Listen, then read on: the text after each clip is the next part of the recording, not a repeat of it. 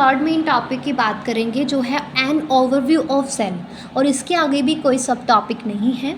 तो सबसे easily available जो सेल है वो अनियन पील है अगर प्लांट्स की बात करें तो, और ह्यूमंस की बात करें तो हमारा चीक सेल जो है सबसे इजीली मिल जाता है।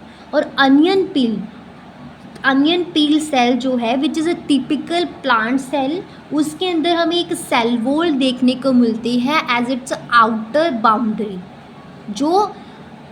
जो कहाँ होती है, सेल मेम्ब्रेन के जस्ट ऊपर होती है ना। सेल मेम्ब्रेन से बाहर वाली जो लेयर है सेल वॉल हमें देखने को मिलती है। और अगर ह्यूमन चीक सेल्स की बात करें तो उसमें हमें सबसे बाहर वाली आउटर मेम्ब्रेन जो है as a delimiting structure of cell, सबसे आउटर मोस्ट जो लेयर है हमें प्लाज्मा मेम्ब्रेन देखने को मिलती है। और हर एक सेल के अंदर इनसाइड ईच सेल हमें एक डेंस सा संघना सा मेम्ब्रेन बाउंड कंसंट्रेटेड स्ट्रक्चर देखने को मिलता है जिसे हम न्यूक्लियस कहते हैं। और न्यूक्लियस में क्रोमोसोम्स होते हैं जो बाद में क्रोमोसोम्स होते हैं न्यूक्लियस में, और फिर वो जो क्रोमोसोम्स है वो कंटेन करते हैं जेनेटिक मटेरियल मतलब डीएनए। क्लियर है यहाँ तक? बाद सेल्स, इसके बाद इन्होंने एक और बात बता दी है कि वो सेल्स जिनके अंदर मेम्ब्रेन बाउंड ऑर्गेनेलिस हैं, मेम्ब्रेन बाउंड न्यूक्लियस है, उस सेल को हम यूकैरियोटिक सेल बोलते हैं। और जिस सेल के अंदर मेम्ब्रेन बाउंड ऑर्गेनेलिस नहीं है, वेल डेवलप्ड न्यूक्लियस नहीं है, न्यूक्लियस के बाहर न्यूक्लियर मेम्ब्रेन नहीं है, उस सेल को हम प्रोकैरियोटिक सेल बोलते हैं। और ये भी बोला कि चाहे वो प्रोकैरियोटिक सेल है चाहे वो यूकैरियोटिक सेल है, दोनों ही सेल के अंदर हमें एक सेमी फ्लूइड मैट्रिक्स देखने को मिलता है, एक तरल सा पदार्थ देखने को मिलता है जिसे हम साइटोप्लाज्म बोलते हैं। और साइटोप्लाज्म जो है वो ऑक्यूपाई करता है वॉल्यूम ऑफ सेल। और जो main area of cellular activities है, जितनी भी सेलुलर एक्टिविटीज़ होती है, जो मेन एरिया है प्लांट्स और एनिमल सेल में वो यही है। और इसी साइटोप्लाज्म में बहुत सारी जो है केमिकल रिएक्शंस होती हैं जो इसलिए हम सेल को लिविंग स्टेट बोलते हैं, जो सेल को लिविंग स्टेट में रखती है।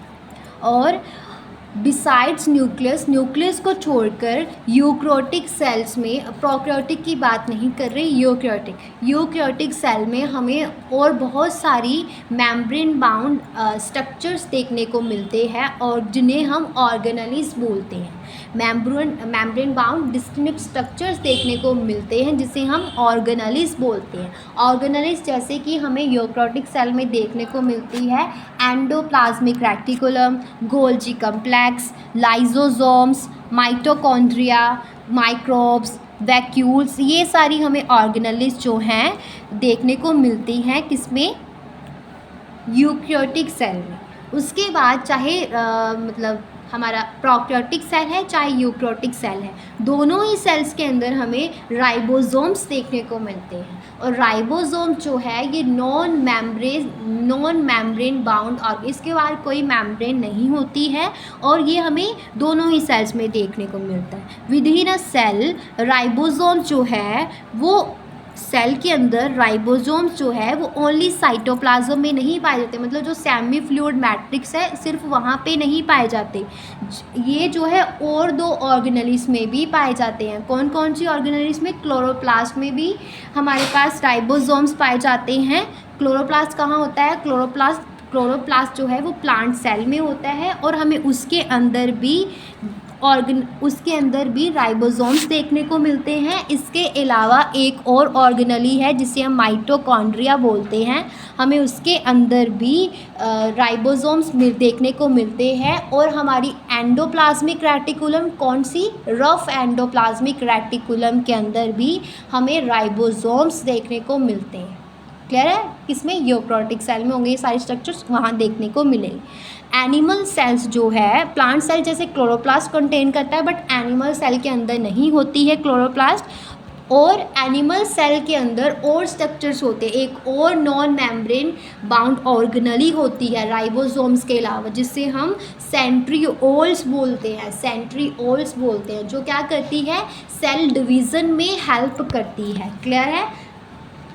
उसके बाद इसमें एक और बात बताई गई है, सेल्स जब डिफ़र करते हैं उनकी साइज़ भी, उनका शेप भी और उनकी एक्टिविटीज़ भी अलग अलग होती है। शेप ऑफ सेल जो है वो बदलता है according to their function, function के अकॉर्डिंग सेल की जो है शेप बदलती है। जैसे माइकोप्लाज्म सबसे छोटा सेल है और उसका साइज़ 0.3 माइक्रोमीटर है, और बैक्टीरिया का साइज़ 3 to 5 माइक्रोमीटर। ऐसे ही लार्जेस्ट आइसोलेटेड सिंगल सेल जिसे हम एगोफोस्टिच बोलते हैं, थोड़ा लंबा सेल है, ये सभी यूनिसेलर।